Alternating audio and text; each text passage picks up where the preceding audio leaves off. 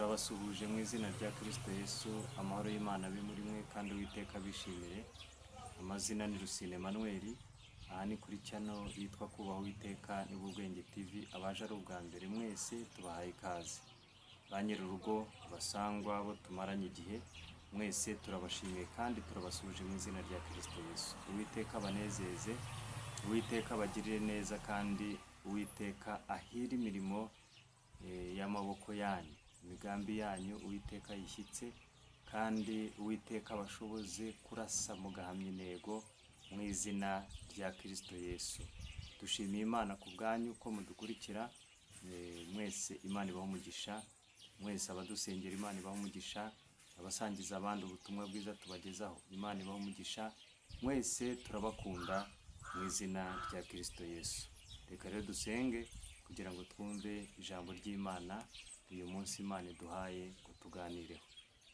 Mana yacu nziza, Mana yo kwiringirwa, Mana yo kwizerwa, Mana mubyeyi dukunda, turagushimiye. Iki ni igitondo cyiza uduhaye, igitondo cyiza cy'umugisha. Hari benshi rero bahuye n'ibibagoye, ariko nabo turabasengeye kugira ngo ubakomereze mu buntu bwawe. Twebwe rero dufite ishimwe ko turi amahoro, nta gikuba cyacitse muri twe, ubugingo ari buzima. Turasenze kugira ngo ukomeze uturinde kandi uturindire ubugingo, kuko ari cyo cy'ingenzi, ari cyo cy'agaciro muri twe. Komeza ubane natwe rero muri uyu mwanya ngiye kuvuga ijambo ryawe, unshoboze kandi n'abagiye kuryumva ubahe kumva ndetse no kumvira iby'umwuka abwira amatorero, byose mu izina rya Kristo Yesu, amen. Mumfashe dusome iri jambo ry'Imana. Ijambo ry'Imana tugiye gusanga hano igitabo cya kabiri cy'Abami, ni igice cya mbere umurongo wa 15 n'uwa 16. Igitabo cya kabiri cy'Abami, igice cya mbere umurongo wa 15 n'uwa 16. Reka dusome mu izina rya Kristo Yesu. Maze marayika w'Uwiteka abwira Eliya ati, genda umanukane nawe, we kumutinya. Nuko arahaguruka amanukana nawe, asanga umwami. 16 aramubwira ati, Uwiteka avuze ngo, mbese icyatumye wohereza intumwa kujya kuraguza Barizeburi ikigirwamana cya Ekuroni, nuko nta mana iri muri Isiraheli wagisha inama? Nuko nuzabyuka ku gisasiro uryamyeho uzapfa nta kibuza. Imana itugirire neza. Reka twongereho irindi jambo dusanga mu butumwa bwiza uko bwanditswe na Yohana, ibice ni 6. Dusome duhereye ku murongo wa 58 turageza hepfo kuri 69. Mwumvisemo icyo nashakaga ko twumva. Uyu ni wo mutsima wavuye mu ijuru, si nk'uwo basekuruza banyu bariye bagapfa, ahubwo urya uyu mutsima azabaho iteka ryose. Ibyo yabivugiye mu isinagogi yigishiriza i Kaperinawumu. Nuko benshi mu bigishwa be babyumvise baravuga bati, iryo jambo rirakomeye, ushobora kuryihanganira ninde? Yesu amenya mu mutima we yuko abigishwa be babyitotombeye, arababaza ati, mbese ibyo bibabereye igisitaza? None mwabona umwana w'umuntu azamuka ajya aho yahoze mbere, byamera bite? Umwuka niwe utanga ubugingo, umubiri ntacyo umaze. Amagambo mbabwiye niyo mwuka kandi niyo bugingo. Ariko hariho bamwe muri mwe batizera, kuko uhereye mbere na mbere Yesu yari azi abatizera bo ari bo, n'uzamugambanira uwo ari we. Nuko aravuga ati, nicyo cyatumye mbabwira yuko hatariho ubasha kuza aho ndi keretse abihawe na Data. Benshi mu bigishwa be bahera ubwo basubira inyuma, barorera kugendana nawe. Yesu abaza abigishwa be 12 ati, kandi namwe murashaka kugenda? Simoni Petero aramusubiza ati, Databuja, twajya kuri nde? Ko ari wowe ufite amagambo y'ubugingo buhoraho, natwe tukaba twizeye tuzi yuko uri Kristo uwera w'Imana. Amen, amen, amen. Imana itugirire neza kandi Imana yacu iturengere. Hanyuma ijambo nkuzaniye uyu munsi tugiye kuganiraho rifite intego ivuze ngo ntuzasige Yesu. Ntuzasige Yesu cyangwa se ntuzatakaze Yesu. Ntuzatakaze Yesu cyangwa ntuzatakaze Imana muri wowe. Imana muri wowe, Imana muri wowe ni Kristo Yesu. Imana muri wowe ni umwami Yesu, muri wowe ni Kristo Yesu. Ntuzatakaze Yesu muri wowe, ntuzatakaze Imana muri wowe, ntuzatakaze umwuka wera muri wowe, ntuzatakaze ibyiringiro muri wowe, ntuzatakaze Imana muri wowe. Ntuzate Yesu, ntuzate Yesu, ntuzate Yesu, ntuzasige Yesu Kristo, ariko atari Yesu gusa ahubwo wongeyeho na Kristo. Ntuzasige Kristo, ntuzatakaze Kristo, ntuzatakaze Yesu, ntuzatakaza agakiza. Mwibuke ko agakiza ari Kristo Yesu, nk'uko tubibona mu ijambo ry'Imana, ubutumwa bwiza uko bwanditswe na Luka mu bice 2 guhera ku murongo wa 25 kumanuka, havugwamo umugabo witwa Simiyoni. Ariko guhera kuri 29, Simiyoni ubwo yateruraga umwana w'umuhungu, ise na nyina bamuzanye mu rusengero ngo bamusengere nk'uko umuhango w'Abayuda wari uri cyangwa se byari bitegetswe. Hanyuma Simiyoni ngo amuteruye, hanyuma amaso yarahumuka cyangwa se arebesheje amaso y'umwuka, amenya ko uwo mwana atandukanye n'abandi bana yari yarasengeye, kandi yari umusaza ugeze mu zabukuru. Ariko ateruye Yesu aravuga ngo Mana databuja, Uwiteka Nyagasani, noneho urasezerera umugaragu w'amahoro, kuko amaso yanjye abonye agakiza kawe, ako witeguriye abatuye isi, ako witeguriye Abisiraheli, ako witeguriye abantu bose mu isi. Noneho amaso yanjye arakabonye ako gakiza, urasezerere umugaragu wawe amahoro. Hanyuma agakiza yaravuze ni Kristo Yesu. Uwo mwana yaragiye kuzanira abari mu isi ubugingo buhoraho, ko aricyo cyazanye Yesu, ni ukubabarira abantu be ibyaha byabo, kugira ngo rero bababarirwe mu izina rye. Ni Kristo Yesu wagombaga kuza hanyuma akadupfira, kugira ngo umwizera wese ahabwe ubugingo buhoraho. Kristo Yesu ashimwe kandi izina ry'Uwiteka rihabwe icyubahiro. Hanyuma rero ni iby'agaciro, ni iby'igiciro gikomeye, gutunga Kristo muri wowe. Ni iby'igiciro gikomeye kuba ufite Imana muri wowe. Ni iby'igiciro gikomeye kuba ufite agakiza muri wowe. Imana tugire neza kandi Imana yacu iturengere. Hari ijambo Paulo yavuze yandikira Abakolosayi ibice 2 umurongo wa 6, aravuze ngo nuko rero nk'uko mwakiriye Kristo Yesu umwami wacu, aba ariko mugendera muri we, mushoreye imizi muri we, kandi mwubatswe muri we, mukomejwe no kwizera nk'uko mwigishijwe, mufite ishimwe ryinshi risesekaye. Imana itugire neza. Ariko uyu murongo wa 6 ngo nuko rero nk'uko mwakiriye Kristo Yesu umwami wacu, aba ariko mugendera muri we. Kugendera muri Kristo Yesu ni ugukora ibyo ashaka, ni ukwera imbuto, kandi imbuto zikwiriye abihaniye. Ku murongo uri hejuru rero wa 3 haravuze ngo muri we nimo ubutunzi bwose bw'ubwenge no kumenya bwahishwe. Muri Kristo Yesu nimo ubutunzi bw'ubwenge bwose no kumenya byose nimwo biri. Ubutunzi bwose nimwo buri muri Kristo Yesu. Hanyuma rero gutunga Kristo ni ibintu by'igiciro gikomeye cyane. Gutunga Kristo ni ibintu by'icyubahiro cyane. Gutunga Kristo ni ubuntu bugeretse ku bundi. Gutunga Kristo ni ibintu by'imbaraga cyane, kandi wongereho cyane. Hanyuma rero ntuzatakaze Yesu, kuko gutakaza Yesu ni nka bya bindi bajya bavuga ngo mbega nuguhomba kabiri, cyangwa se tubyite nko gupfa kabiri nk'amakara. Nuguhomba kabiri. Gutakaza Kristo nuguhomba kabiri. Niyo mpamvu umuririmbyi yahimbye indirimbo ayobowe n'umwuka wera, ahimba indirimbo ya 433 ivuga ngo yemwe abasubira iyo muva ikuzimu kwa Nyamutezi, mukarekura umusaraba ko muneshejwe. Ngo Yesu ubwo azagaruka aje kwima ingoma ye, tuzamurebesha amaso asate dufite ibyaha.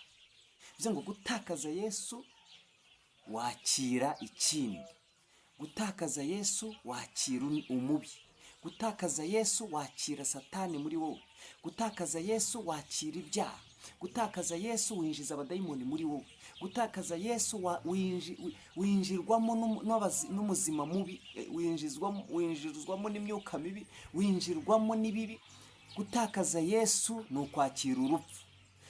Kwakira Yesu muri wowe ni ukwakira ubuzima, ni ukwakira ubugingo, ni ukwakira imibereho, ni ukwakira urwandiko rw'ubuzima bwa none n'ubuzaza nabwo.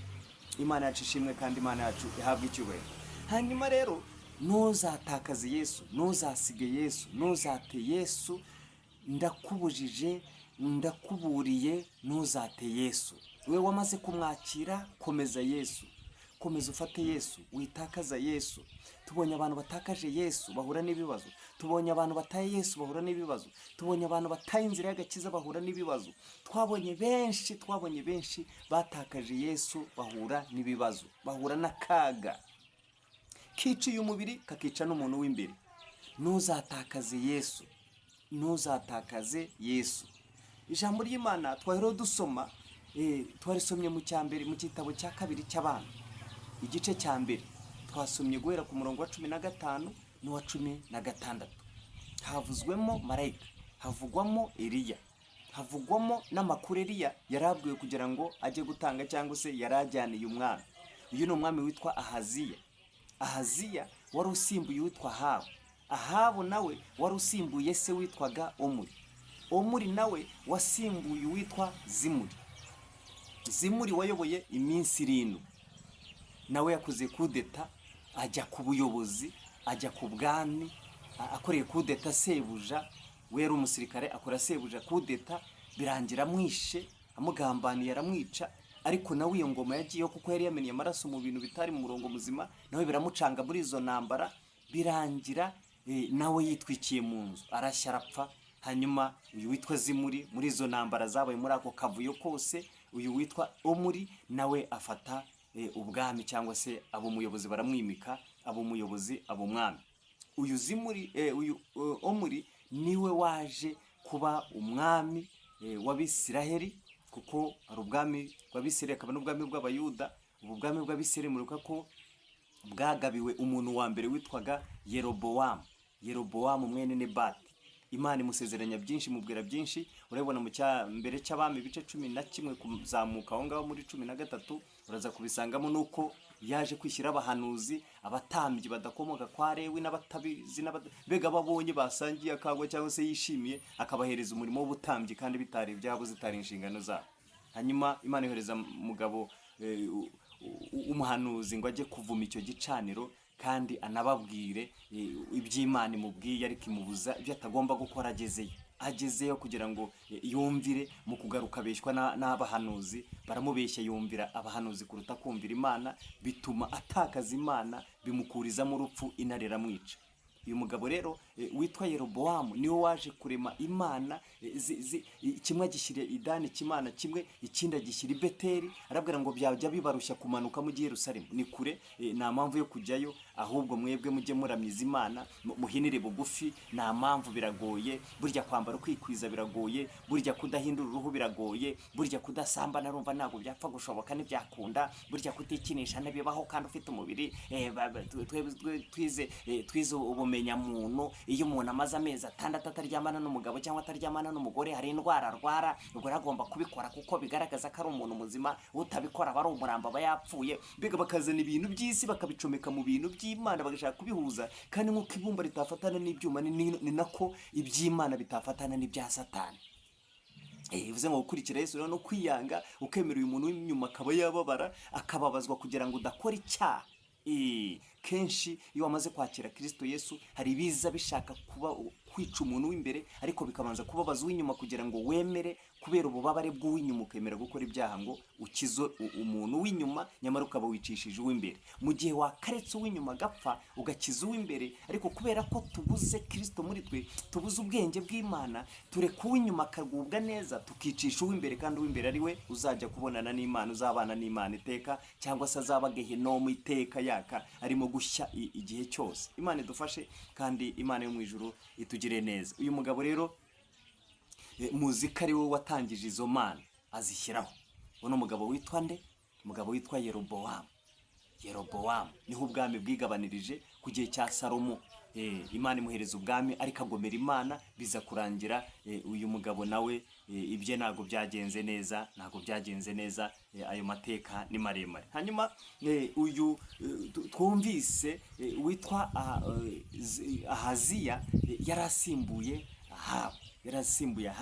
Ahabu waje kuyobora, ayoboye mu mwanya wa se yaramaze gupfa, kuko ise yaje gufata umwami, ariko igihe cye kirangira ayoboye imyaka 12 muri za 888 imbere ya Yesu, mbere yuko Yesu aza. Hanyuma ayobora imyaka 12 ayirangije, nibwo umwana we yaje kuza nawe ari wende Ahabu, araza arayobora, nawe ayobora imyaka 22. Amaze kuvaho nawe nibwo hazaga uyu nguyu Ahaziya arayobora. Urumva ko igice yari arimo yayoboraga ni cya gice Ahabu yayoboragamo, ni cya gice uyu Omuri yayoboyemo. Hanyuma hakaba n'igice cy'Abayuda, Abayuda umurwa wabo witwaga Yerusalemu. Hanyuma igice cy'Abisiraheli umurwa wabo kitwa Samariya.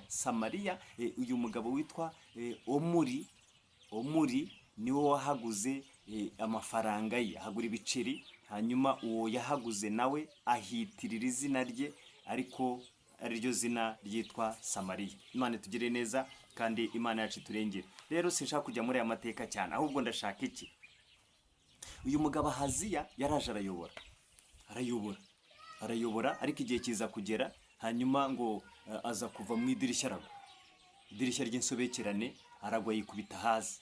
Yikubise hasi ararwara cyane, akurizamo kurwara, ararwara muri ubu buzima nyine. Uyu mubiri ujya urwara, byatewe n'ibyaha Adamu yinjije, kuko atahagaze mu mwanya ngo ahagarare mu nshingano neza, akora icyaha. Icyo cyaha yakoze kiza gutuma, hanyuma cyo kutumvira, no kutumvira yakoze ibyo Imana itamubwiye, ntiyumviye Imana. Hari ibyo yamubwiye agomba gukora, hari ibyo yamubwiye agomba kurya, hari ibyo yamubwiye atagomba kurya, ariko ntiyumviye.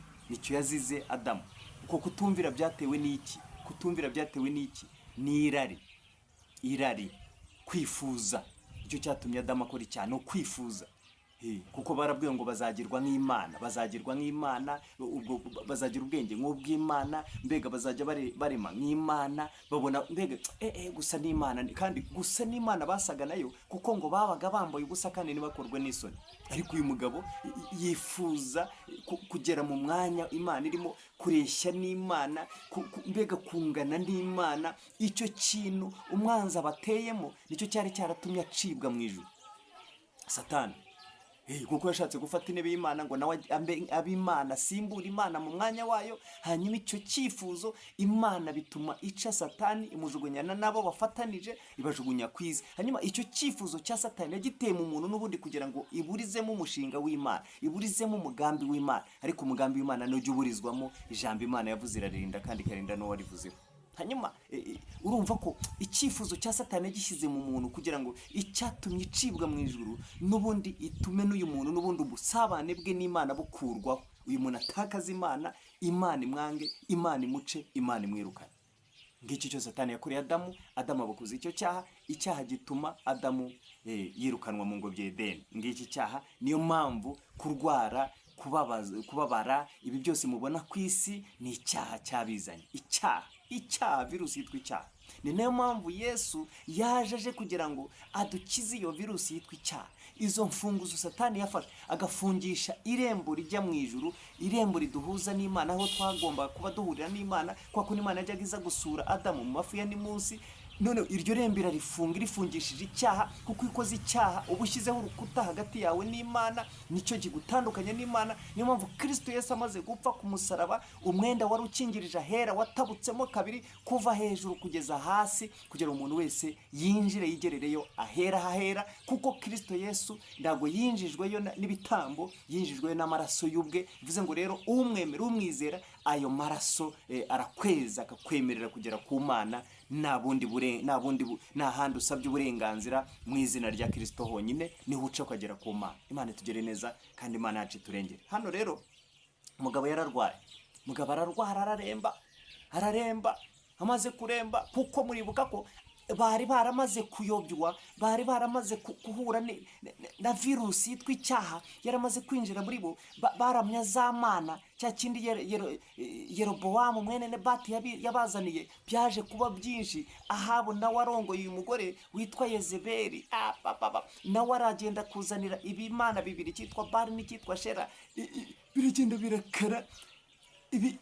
Abisirayeli bahura n'ibibazo, ubwami bw'amajyaruguru bahura n'ibibazo byo kwimura imana, bakaramya imana z'inyamahanga. Ikirwamana cyitwa rero, ikirwamana cyitwaga Bali. Bali byasobanuraga iki? Igikomangoma. Bali byasobanuraga igikomangoma. Hanyuma abisiraheli bo iyi mana ngo ni Belizebuli. Mwumvise ikigirwamana cya Ekuroni.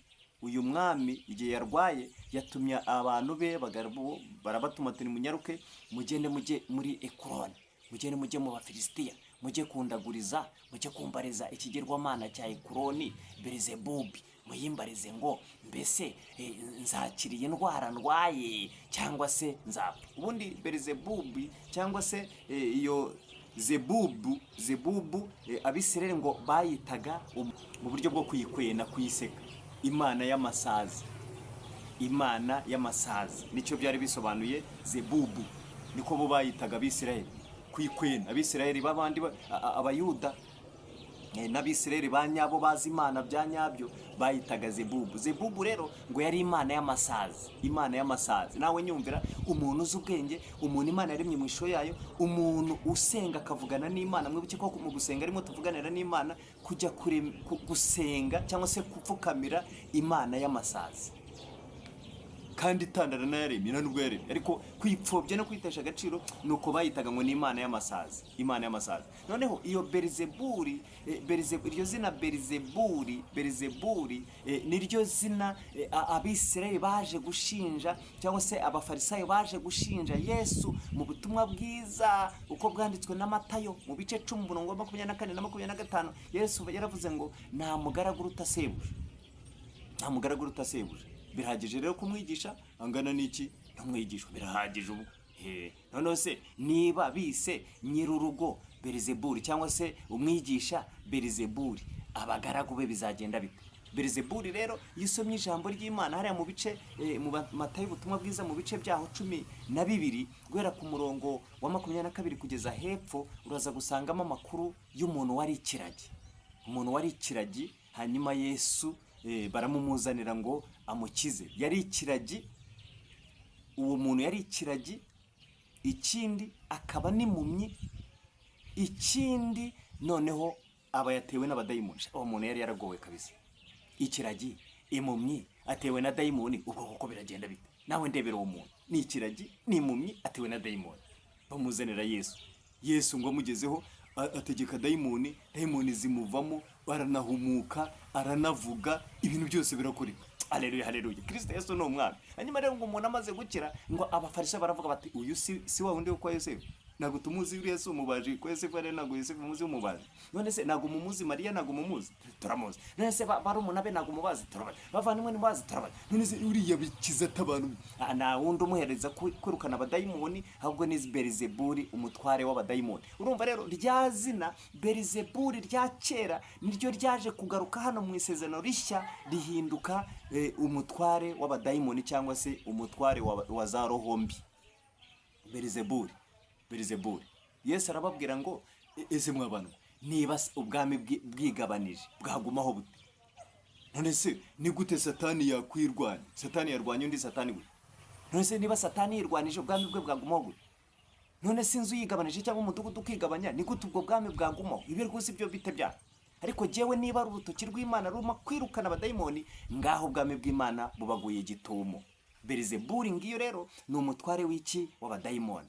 None ndebera umuntu wamenye Imana, umuntu wasobanukiye Imana, umuntu uzi Imana neza, akaba azi ubwiza bw'Imana, akaba arasogongeye ku Mana y'Imana, akaba azi imvugo y'Imana, akaba azi imikorere y'Imana, akaba azi iby'Imana yamurengeje, akaba azi ko Imana ari yamuremye, akaba azi ko Imana imubeshejeho, agatinyuka akajya mu bapfumu, akajya kuraguza, bakaguha iryinyo ry'imbwa, iryinyo ry'ifuku, ubwoya bw'ingurube, ubwoya bw'imbeba, ubwoya bw'inkoko, ubwoya bwa ukazana ukabika, ukagenda ukabika ku musego, ukabika mu gakariso, ngo ubwo nibyo bikurinda. Kandi ibyo icyo babikuyeho cyarapfuye. Ikintu cyapfuye kikurindagira, ikintu gipfa kikabura kikabinyo.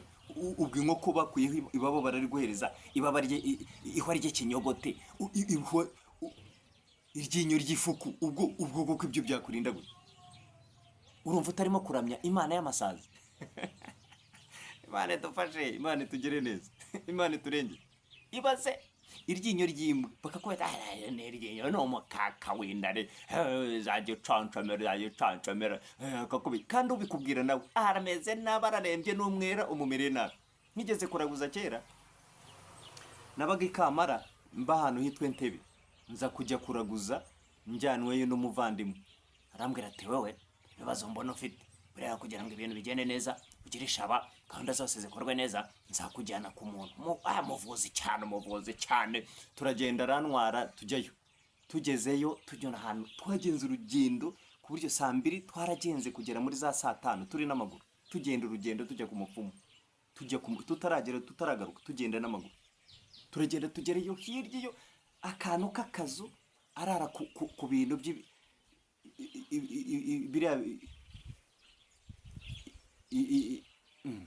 ibishogoshogo by'ibishyimbo.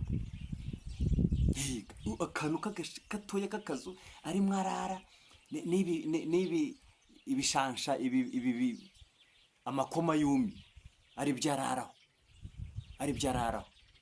Afite umwera, imyenda iteyeho ibintu ibiremo. Uwo muntu tumugeraho. Hanyuma rero narinze amakuru, narabwiwe n'abantu ngo iyo bonye ngo umuntu umeze gutyo ngo wabavura cyane, ngo abavura cyane,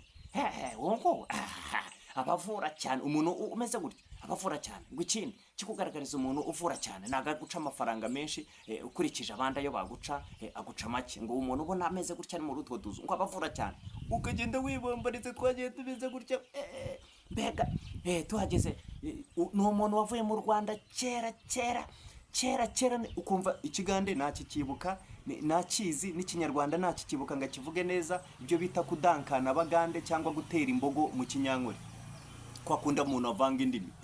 Ugasanga mbega umuntu aravuze amagambo 2 amagambo 3 kamemu, amagambo 3 donke, amagambo. Ibyo ni bigaragaza ko umuntu abataza ururimi, kuko umuntu uzi ururimi avuga ururimi rumwe, yaba agiye mu rundi akavuga urundi rumwe nyine. Ibi kuvanga indimi rero ni ibintu izo urimo uravugana n'umunyarwanda nta rurimi arundazi, aho bwiyemeze bundi biti. Wavuze ikinyarwanda, niba uri mu cyongereza ukavuga icyongereza, niba uri mu bavuga icyongereza ntazo urivugisha za donko, umuntu niyizi. Hanyuma zezo za donko azazimenya, zavurema ze. Ariko ibyo nibigaragaza ko abantu batize, ntabwo wabaza indimi. Tujye tubabwira nyine mujye munabyumva. Hanyuma rero agasaza kati rero baragenzwa n'iki? Ubwo waratangiye dufite ibibazo rwose sogoko, dufite ibibazo sogoko. Ibibazo bimeze bite? Ariko ndabibona mufite ibibazo, ndabibona mufite ibibazo. Hanyuma aratangira ati jewe rwose ubu ngubu rwose akazi ntabwo bigenda neza, ariko hari umuntu mukorana niwe ukuzengereje, umuntu mukorana. Ubwo watangira uti mu rugo ntabwo umuturanyi wari ruguru, hari umuturanyi wari ruguru, hari umuturanyi. Mbega akajya yungamo kugira ngo wumve ko ngira ngo yagize nko kubimenya utiri ubimubwira, ariko ari imitwe. Umva rero icyaje kuba, yamaye ingiga y'igiti ireshya itya ingiga. Arayima ati iyo no muto ukomeye cyane, niba yarayise za ruganga hurana za biki n'ibiki, yavuze amazina ntabwo nanayibuka no kuyafata mutwe yarananiye. Ambwira amazina, ambwira ati wowe uyu no muti. Ubwo cyari kibabu, yari igiti wagera muri bya biti byo bita imizo, hamwe ari umweru cyane gishishuye, ariko kandi hababuye ubona hababutse harasa nkahahi. Arabwira ati genda ushyiremo wambare mu kenda k'imbere, uramenye utazagataka akantu, nugata uzaburangiye, nugata uzabutaye umugisha wawe, uzabutaye. Naje kukubwira ngo ntuzate Yesu, ahubwo iyo miti ujya gufata ituma utakaza Yesu, ituma utakaza umugisha wawe. Ibyo ujya gufata bituma utakaza inyenyeri ya wa mugani wa babandi. Utakaza umugambi Imana igufiteho wari imbere hariya wagomba kugenda ujya gusingira.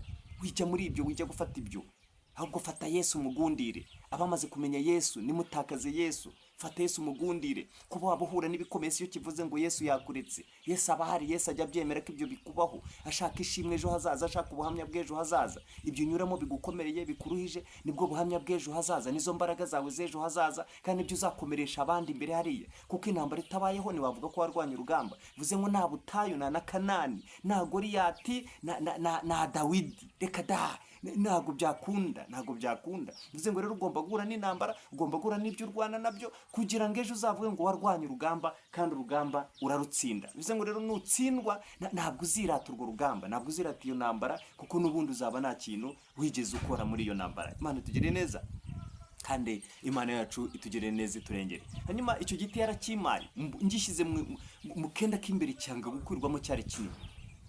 Wese ugira ngo sinagitwaye mu mufuka w'inyuma nkajya ngitwara nk'ikofi kitagiye no mu ikofi ari kinini, nkajya nyigenda igiti nkakigenda na hoshe aho ngiye hoshe, nkumva ko ndi fiyeri, nkumva ko nkomeye, yamaye ikintu kizandinda, nkumva ndakaze, aho nyuze hose n'umuhanda no kwambuka nkaba nakwambuka abona ngo nani yangonga, kubwo ndakomeye. Nkomeye hehe? Hakomeye Yesu, hakomeye Imana. Ibintu byose biroroshye, uroroshye buryo oroha, uva mu ibumba oroha, uva muri iki gitaka. Imana yarakase, irabumba, irarema icyo kibumbano, ihumekeremo umwuka, ginduka ikibumbano, ginduka ubugingo buzima. Oroha, nubona ikibuno wabyibushye oroha, nubona agatuza kaje oroha, ibizigira biriho oroha. Wize gusimbuka uva mu ndege ukaguruka ku mugozi cyangwa se mu mutaka, oroha. Imana ni ikomeye, oroha. Ngo wize amashuri menshi, ngo bose urabarenze, oroha. Ngo urantona, ngo birakaze, oroha. Ngo ni uhanura, ngo uvuga indimi, oroha. Ngo uri umwigisha, uvuga ijambo ry'Imana biruka yeragwe, oroha.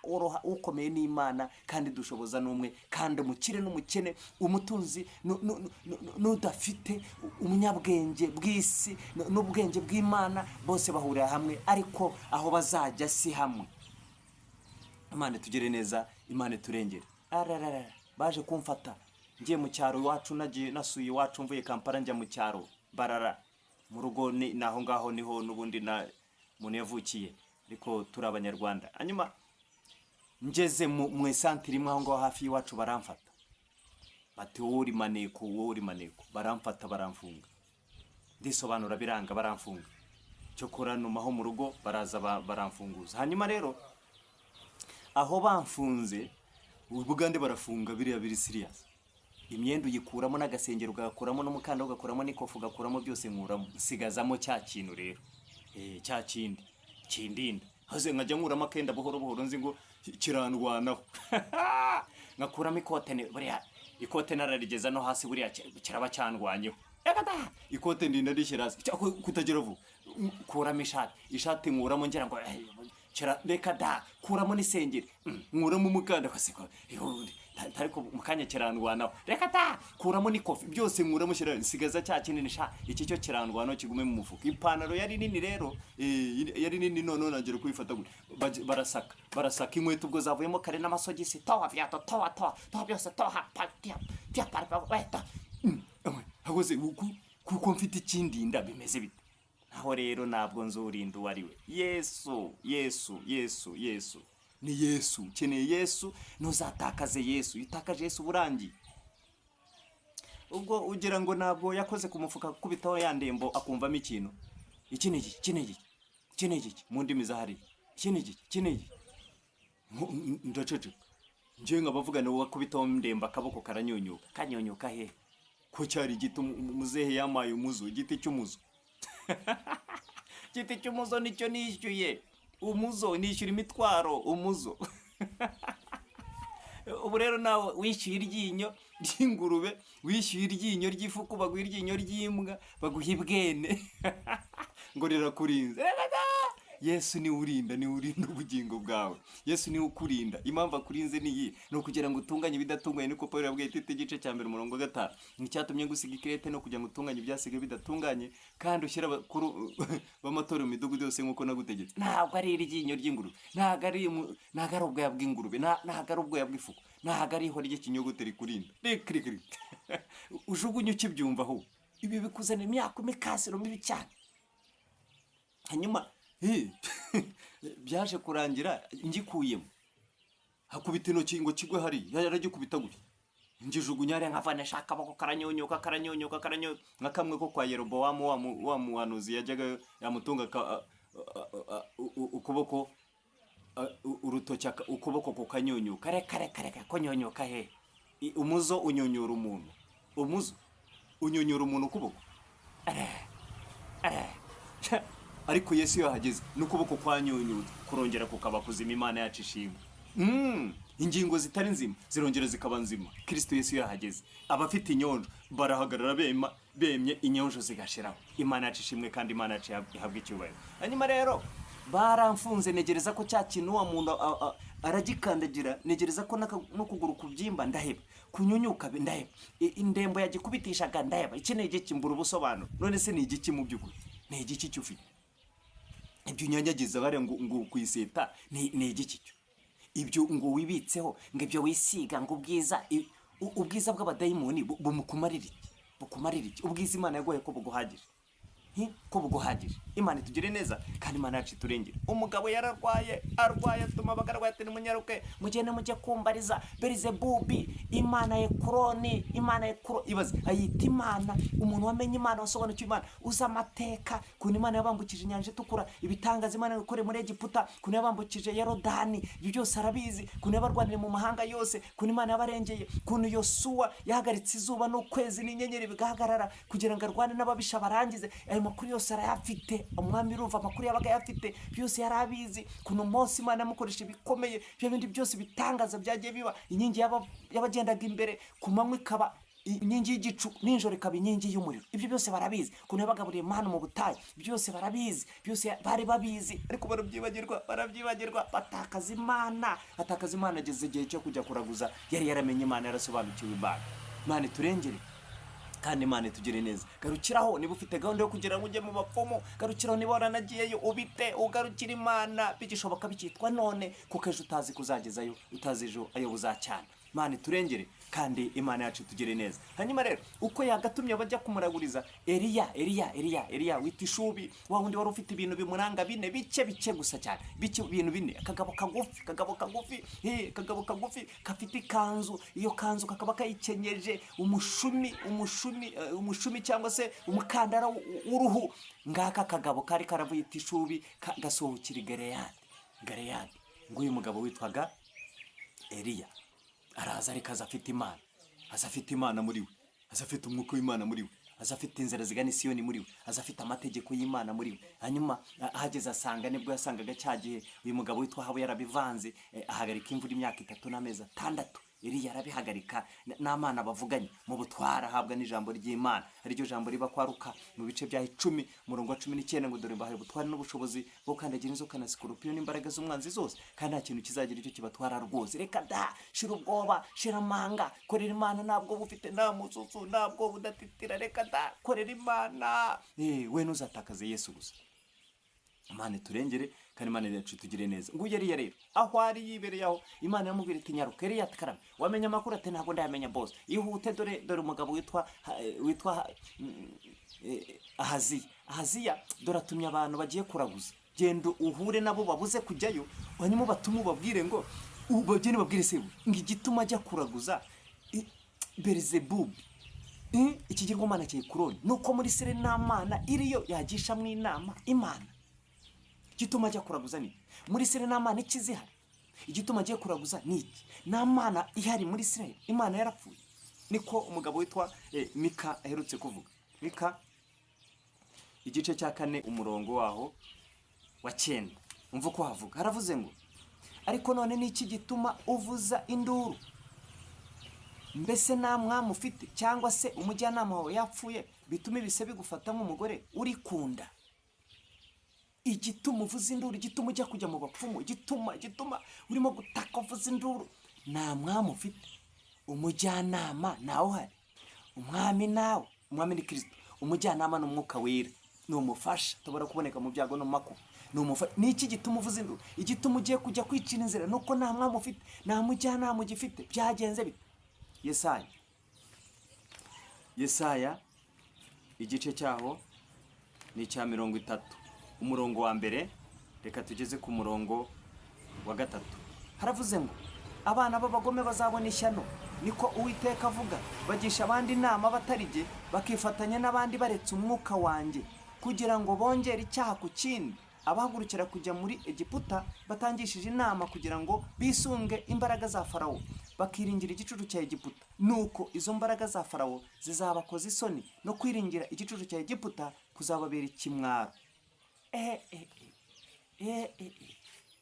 Umuntu wamenye Imana, umuntu wasobanukiwe Imana, agafata gahunda yo gusubira muri Egiputa, gusubira mu byaha. Waramaze kumenya Imana, waramaze kumenya Yesu, waramaze kumenya Yesu ukiza, Yesu ubabarira ibyaha, Yesu yaraguhaye amahoro, Yesu yaraguhaye agakiza, Yesu yarakugiriye ubuntu, agakiza utaguze. Ukaba wenda gusubira mu byaha, abandi bakaba barabisubiyemo, bikamera nko kwigaragura mu byondo ingurube yuhagiwe, cyangwa gusubira ku birutsi imbwa imaze kuruka. Umuntu uzi ubwenge, nawe abantu bavuga ngo barize barasobanukiwe, umuntu ugasanga ngo yarize ngo arangije amashuri, agasinda akinyarira mu muhanda, agasinda akaryama mu muhanda, akavuga ibitabo, ipantaro zikagwa namenye ko zaguye. Kweri ukanyara mu muhanda, abantu bose bakureba, n'abana bawe bakureba, ukaza ubwo urumva ari bwo bwenge, wari ufite ubwenge. Ubwo ni bwo bwenge. Wareba abasenga ngo nakigenda ngo babuze ubwenge ngo ni babapene, bya birokore ngo by'ibicoco. Umuntu uvuga ibicucu, urara mu kabari uryamana n'abagore utazi, indaya utazi, bose buryamana bose, mbega ni ibicucu. Umuntu atunzwe n'epfiriya mu ruyuki. Ubwo abatabikora nibo bicucu. Imana turengere kandi Imana yacu tugire neza. Hanyuma reka ngaruke kuno cyo nashaka. Araza arababwira ati neko murava mukajya, bateye umwambara duto batumye iki. Mujyane mumubwire ngo igituma ajya kuraguza nuko muri Israel n'amane, mujyane mujya kumubwira. Basubire bakimeranye ko kandi umwamba tukumugarutse bwo mugezeyo, kumugarutse bwo ntabwo tugezeyo. Bigenze bite? Tuye n'umuntu aratubuza. Umuntu umeze ati umuntu mugufi w'imwemwe w'ikanzu, umukandara n'uruhu, hanyuma mugufi tabona ordinary. Ingabo zanjye muri hari turari 51 muzi, 50 no muyobozi wanyu muzi hano. Baraza mugene mufateriya mu munzanira hano. Baraza basangiriya yabiteguye, ahagaze yicaye ku musozi, aricaye aratuje. Ko Imana yaramubwiye ngo gumaho. Ubwo utumyeho buri yagiye kuza yohereza ingabo ngo baje kugufata, ne baramenye imbaraga z'Imana. Umura nacyo zaba ngo barazamuhetse ngo we muntu w'Imana, se we muntu w'Imana. Umwami aradutumye ngo tuze tukubwire umwitabe. Niba ndi umuntu w'Imana, umuriro uve mu ijuru batwike mupfi. Ako kanya umuriro uva mu ijuru abatwika bose barapfa. Umwami arategereza araba nuko bataje amenya amakuru te bashiririye. Atuma abandi 51 baraza, bageze umuntu w'Imana. Umwami aradutumye ngo ngwino mwitabe, none haragushaka. Niba ndi umuntu w'Imana, umuriro uve mu ijuru batwike mupfi.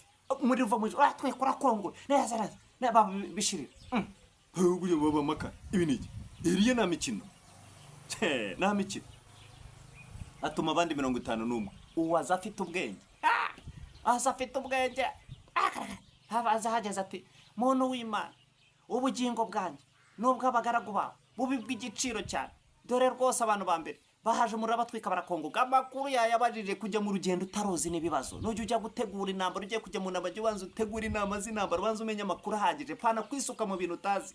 Ubu ikibazo gihari, abantu baje bazi ngo baremo, baje gufata ibintu, baje kwakira ibintu, baje gucakira ibintu, ngo biranagana babeshwa n'abahanuzi. Bahageze barategereza barabibura, kuko igihe Imana ishakiye gukora n'ikizakorera ushobora guteganya imyaka 10, ukaza bakubeshye ngo uyu munsi ngo biremwe nona, wahagera bikanga kuboneka, hanyuma Imana izabigwa myaka 10, abenshi bakaba barimo kugwa kuko baje bakurikiye ibintu bifatika. Niyo mpamvu bari abantu Yesu yabahagije ari 5,000. Yohana ubutumwa bwiza ibice byaho 6 arabahaza, bamaze kurya barahaga amafi, barahaga. Bukeye bazana n'abakozi bo mu rugo bate no guteka mu byihore. Ipura y'umunsi muyihorere, rasiyo y'umunsi ntago tuyitanga. Gahunda hari gahano, bari gahunda abaturanyi barabwira gahunda ibiryo birahari mu bahagoka kabeza. Yesu umuntu yatwayibitse amafi nane mavuye kujya kuroba muze mwe. Baraza birirwa mbere, ahageze atarwaza isaza kuryara ko mwatuwe ngo bararya bimeze bite. Tatawe buretse mu kanya. Yesu arigisha batari ko se none se rwose ariko ndabazi ko atari mva ntabwo ari ijambo ry'Imana ribagenza, si ubwami bw'Imana nimushaka kumva amakuru y'ijuru, ahubwo ikibagenza ni ya mitsima ejo mwariye mugahaga nibazanye none zirihe ahubwo bozi kutatohereza ku mitsima nige mutsima wamanutse uva mu ijuru, urya umubiri wanjye ntabwo azasonza, unywa amaraso yanjye nazagira inyota iteka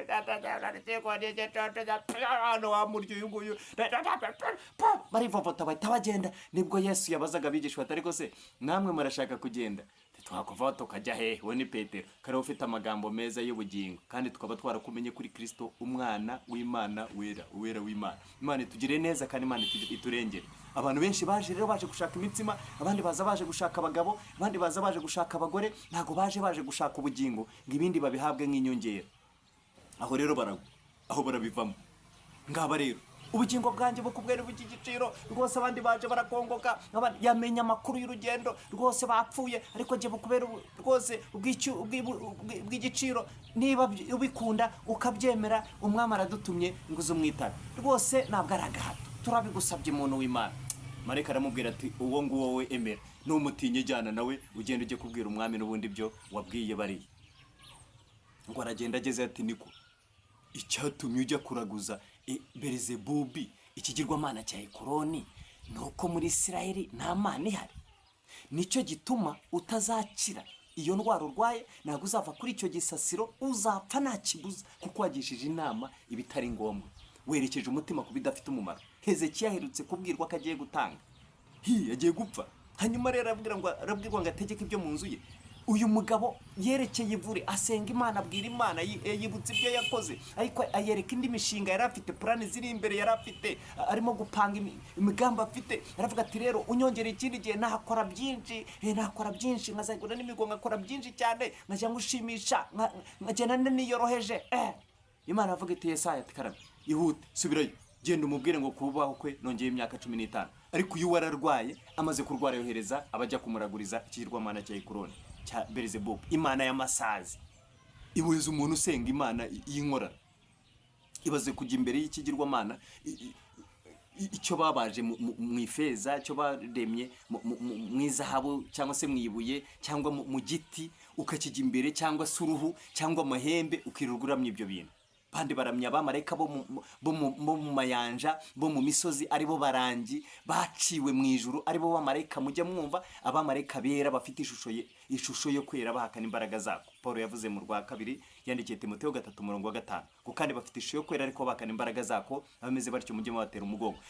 Arizo mbaraga z'umwijima, ariyo myuka mibi y'ahantu ho mu ijuru. Bamwe bafashe ibisubizo bya Daniyeli, nabo ngabo nibo mujya mwumva ba mu Befesi ibice byabo 2 umurongo wa 1 n'uwa 2. Hava ngo namwe yarabazuye, mwebwe abari bapfuye muzi ibyana ibicumuro byanyu byo mwagenderagamo kera, mugakurikiza umwami utegeka ikirere, ari we mwuka ukorera mu batumvira. Uwo mwuka ukorera mu batumvira niwo mwuka w'abategeka ikirere, ni umwuka wa Satani, ari bo bamarayika b'umucyo. Mujya mwumva ngo bamarayika mu mayanja, ngo bamarayika bagatera utwa dukorasi, ngo bamarayika. Njya mbona n'abantu ku mbuga bashyizeho ngo bamarayika rwose, ngo ntuzate marayika, ntuzasiga bamarayika, bahamagara bamarayika ngo babarinde. Abamarayika barakurinda, abamarayika ni umwuka w'Imana, abamarayika ni Imana. Abantu ariko mwakuze mukamenya ibintu mubamo n'ibyo mwaje. Imana iturengere. Ibi byose umuntu aba yarabinyuzemo, ababizi, amakuru aba yaza ahagije. Mwiyobywa. Umuntu akatinyuka akajya mu musozi, mwahurira ngo umugabo ubwo yagutaye, ngo ugende uzane ngo akenda ke k'imbere, ngo hanyuma ngo mbasenge. Kenda k'imbere ukakazanira umuntu ku musozi, ubwo Satani ye n'umupfu. Ukenda k'umugore wawe ukakazana ku musozi, akenda k'umugabo ukajya kukazana ku musozi ngo bagusengere. Umurumva mutarayobye, bitaracanzwe neza, bitararangiye. Muri mu bapfumu baje mu misozi biyambitse ishusho yo gusenga, ishusho ya kirokore. Kuvuga Yesu no gukora ibyo Yesu ashaka ni ibintu bibiri bitandukanye. Hanyuma rero mukanure mwiyobywa, wita Yesu. Umugabo yaje gutanga, yaje gupfa, wita Yesu. Abigishwa baherutse kujya kuroba, bata Yesu. Yohana, ubutumwa bwiza bwanditswe na Yohana mu gice cya 21, bata Yesu. Baramuta baragenda bajya kuroba. Petero nabo bari kumwe. Yesu ubwo yaramaze gupfa, yarazutse, ariko icyo gihe yaramaze kuyibiyereka inshuro zigera muri 2. Hanyuma bagiye kuroba ngo bakesheje ijoro nta kintu. Impamvu Petero yari yarahamagawe kugira ngo azabe umurobyi w'abantu, ariko yibagirwa ibyo. Umurobyi w'abantu ajya kuroba ifi zanga kujya mu rushundura. Bararoba, bigeza bwo bimwambika ubusa, kuko mu rukerera Yesu yaraje mu museke guhagarara mu cyo kibaya cy'inyanja ya Tiberi, aza ati bana banjye ese mwabonye icyo kurya? Hagarara nta kintu kabisa, twakejeje. Sawa, nimujugunye iburyo murafata. Tese ko twakejeje. Urumva abantu Yesu yavuze kora ibyo akubwiye kora. Niba uri kumwe na Yesu ukora, uri mu murongo muzima kora, Yesu ari kumwe nawe, azagushyigikira kandi azakugeza kure. Imana itugire neza. Hanyuma ikintu kinangaje, baje kuvamo basanga Yesu amafi babuze kuko bamutaye, we yaragiye kuroba, ahubwo bo bari mu nzira itari, barimo kuroba aho yarobye kare.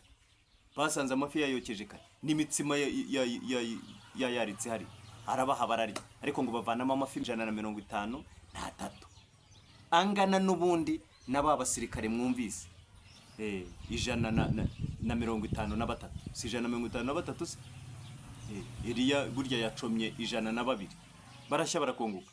51 nibo umuyobozi wabo yagize ubwenge. Muri benshi Imana ashaka kuba mu umuntu w'umumaro, muri benshi Imana ashaka kuba umuntu w'umumaro, utazakongokera mu bandi kandi uzi ubwenge. Imana aragushyize inzira ebyiri imbere yawe ngo uhitemo iyo ugomba gucamo. Imana itugire neza kandi Imana yacu iturengere. Luka ibice byo 2 guhera 43. Bagiye Yerusalemu, ababyeyi ba Yesu bajyanye nawe ari umwana wujuye 12.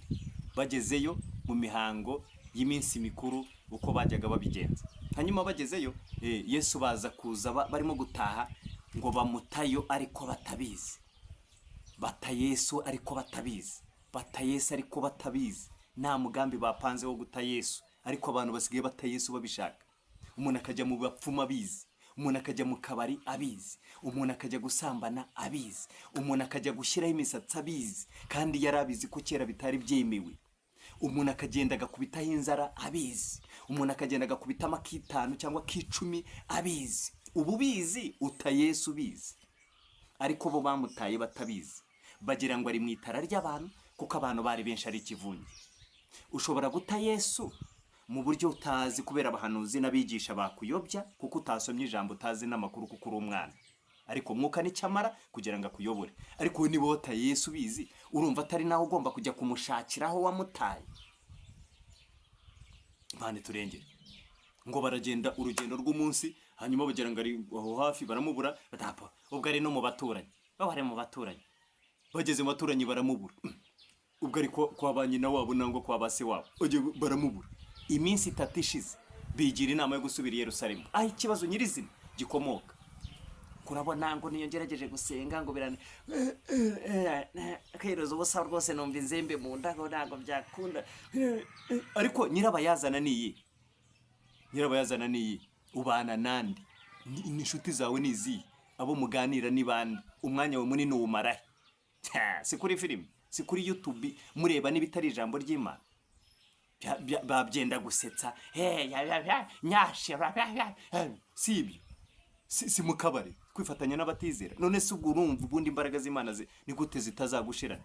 Ntago zibyabaye kuri Efraim, yifatanije n'abatizera, yifatanye n'abazima babi, yifatanye n'abanyamahanga, bamumaramo imbaraga ntiyabimenya. Bigera nubwo amera n'imvi z'urutarutaro ntiyabimenya, agera nubwo amera nk'umutsima udahinduka ugashyira uruhande rumwe ntiyabimenya, kuko yifatanyije n'abanyamahanga kugira bwo atamenya ko iki kintu ari icyaha. Si ibyo bibazo bibaye. None murimo kwirukira kujya gushyira imisatsi, gushyira amaherena, murashyiraho wabona tunishyire bitukura baranenga, ugashyira biyago ukagira ngo ni ikibuno cy'igitera. Icyo najyaga mbona cyarakobotse kubera kwicara ku mabuye ashyushye. Imana iturengere. Ngo bagezeyo basanga yicaye mu rusengero nta n'ikibazo afite, ngo yicaye hagati y'abantu ababaza kandi ibyo bamubaje abisubiza, ngo batangazwa n'ubwenge bwe. Bamugeze bati mwana wacu ntago kuki watukora ibintu nk'ibigo, ntago se ko twakaritse umutima na papa wawe iminsi rero twose tugushaka twarakoboze. Ati se wundi mwanshakiraga iki? Ntago muzi ko binkwiriye kuba mu rugo rwa data? Ariko iryo jambo nibigeze basobanukirwa icyo avuze. Hano ijambo ry'Imana ukarisoma bakagira ngo ni ibisanzwe, ngo ni ibinyamakuru. Hari igihe kizagera ibi birangire. Ibi by'ijambo ry'Imana tubyigisha kuko Yesu ataraza. Igihe kizagera birangire, kuko mu ijuru nituzigisha umuntu Imana, nta gusenga bizongera kubaho ngo tujye gusenga ngo ayibiringa yitatu. Reka daha nabizaba igihari, kuvuga indimi bizaba byarangiye, tubazaba tuvuga ururimi rumwe mu ijuru, bizaba byarangiye, kwerekwa bizaba byarangiye. None urereka Imana uzaba uyirebera, uzaba werekwa ibiki se ujya kubibwirana. Imana turengera, Imana tugere neza. Haranira kuzajyayo, ikisabwa ni kimwe, no kudatakaza Yesu. Mana data wa twese mwiza, ndagushimiye, iri ni ijambo ryawe kandi ijambo ryo ni rizima, ijambo ryo rirakiza, ijambo ryo ribeshaho. Nyemerera umuntu wese uryumva umuhe kuryumvira kandi umuhe gushyira mu bikorwa ibyaryo. Uri Imana ikomeye, uri Imana yo kwiringirwa. Wavuganye n'umugabo witwa Asa, uramubwira ngo iri Imana iri kumwe nabo, nibaba kumwe nayo, nibayishaka bazayibona, ariko nibayita izabata.